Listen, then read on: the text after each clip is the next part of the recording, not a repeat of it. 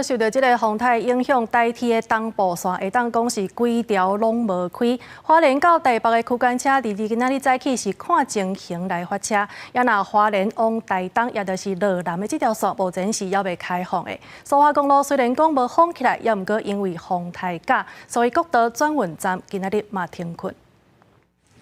虽然小克风台对于东部交通造成威胁，造成台铁东部干线全面停驶，也毋过花莲火车站早起也是有民众去拄运气。花莲往台北的区间车早起看前方机动发车，往台东方向是全面停驶。只有一班区间都有开了。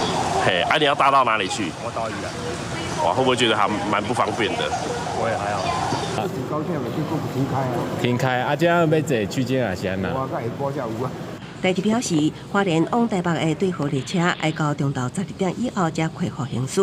花莲往台东包括南回线，因为风雨的关系，下到6点以前也是维持关起来。国道公路方面，虽然苏花公路无封，也毋过因为放风台假的关系，国道转运站今仔日也暂停服务一天。旅客这当去火车站组织等待台铁恢复通行。放假了，放假了，就不能走了。如果真的要开，就是要有把握，真的可以到终点上。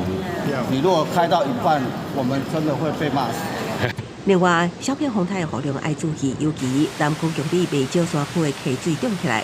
花莲市区的南北边大排，是因为海水带来大量的土沙踢入出口，造成大量水彩积在河道。市公所已经派员前往疏通。记者综合报道。